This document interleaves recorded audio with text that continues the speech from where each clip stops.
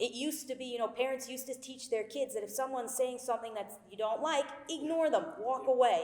That's what it used to be, and that was the normal response. Now, if you hear something you don't like, it's shut them down.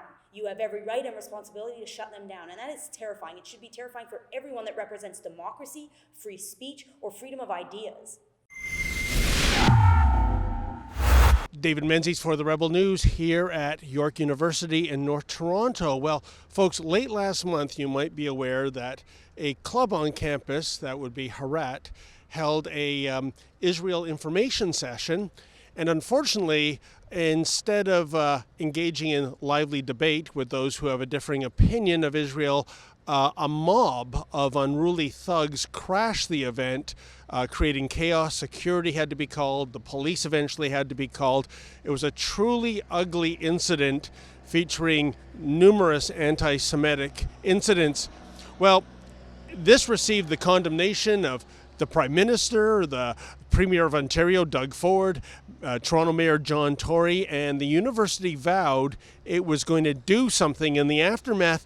And folks, you're never going to believe what they did. Part of their solution was essentially decertifying the Harat Club. That was the victim of the mob. Yeah, they have taken away the club privileges on campus.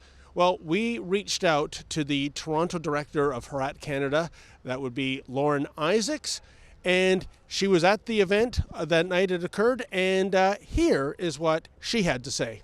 So we brought 5 former Israeli soldiers, not active duty, former soldiers, to speak about their experiences and life in Israel and to answer any audience questions. We brought them to York University on November 20th. And the event was to promote dialogue and open conversation and answering any tough questions that people had. Unfortunately, it was crashed by a bunch of wild, unruly protesters who intimidated our participants, who threatened us, who disrupted, and they protested for 3 hours through our entire event. They protested very, very loudly. I would say it was more of a mob or a riot than a protest, because when you think of protest, you think of a peaceful picket. Yeah. This wasn't a protest. It was more of a riot. And they wanted to shut down our free speech. They wanted to shut down Israeli Zionist Jewish voices on campus. And they nearly succeeded, to be honest. And Lauren, who were these people that were part of this mob, as you call them, and what exactly were they protesting against?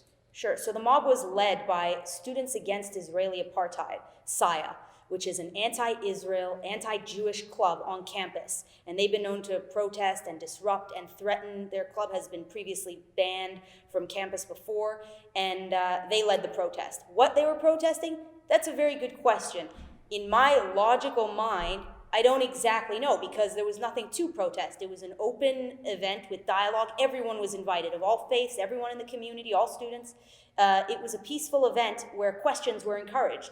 I guess what they were protesting in their minds must have been Israelis. Anything to do with Israel or Zionism or Judaism, to be honest, must be protested and must not be allowed on the York University campus, which is just terrible.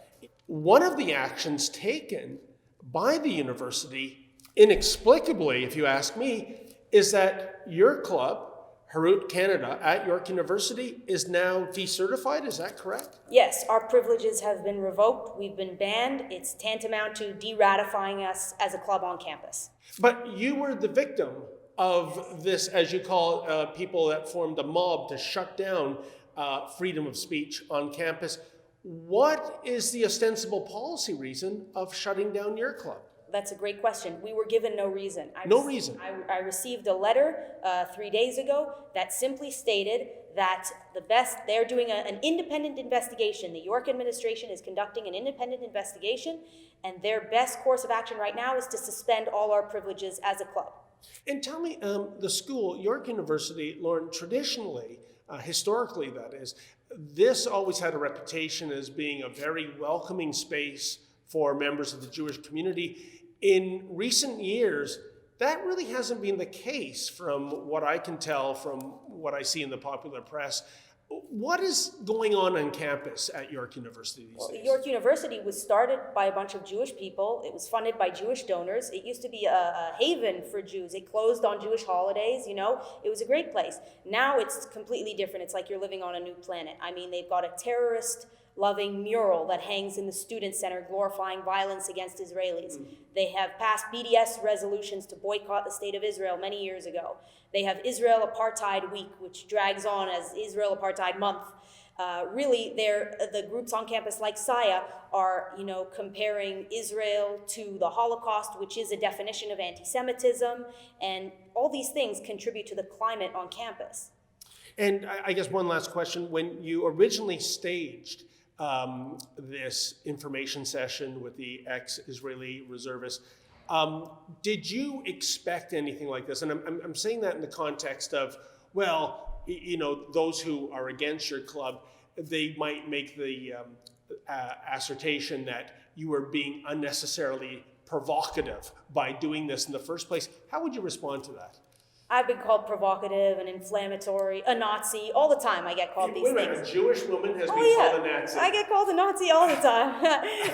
Sorry, that does not compute with me. So when I get called these things, I'm not intending to be provocative in any way, and I don't know how to be genuine in expressing that. But when people say that I'm being provocative, I think it's because it must be that that's where their mind goes first. If they were to do an event, it would be in order to be provocative. Call me naive, but I don't always expect, and I hope, maybe I'm not naive, maybe I'm hopeful. I hope that when we put these events on, it will spur and encourage dialogue and peacefulness and civility and potentially moving forward in a productive way. I don't want to be inflammatory. Ultimately, it's the other side that decides how it's going to play out. We hold a peaceful event, it's up to them. Are they going to protest or are they going to engage with us in a peaceful way? It used to be, parents used to teach their kids that if someone's saying something that you don't like, ignore them, walk away. That's what it used to be, and that was a normal response. Now, if you hear something you don't like, it's shut them down. You have every right and responsibility to shut them down, and that is terrifying. It should be terrifying for everyone that represents democracy, free speech, or freedom of ideas. Now, of course, there's always two sides to every story, so we came back here to York University to speak to Lucy Fromowitz, the vice provost. She's the one allegedly responsible for having the club decertified. We were told she wasn't available.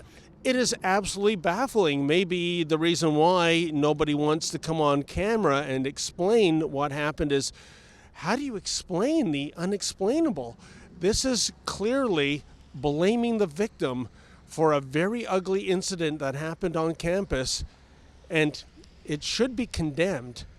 For the Rebel News, I'm David the Menzoid Menzies. Well, folks, we here at the Rebel News endeavor to bring you the other side of the story, so why not become a premium content subscriber? Please go to premium.rebelnews.com, sign up, and never miss another Rebel video.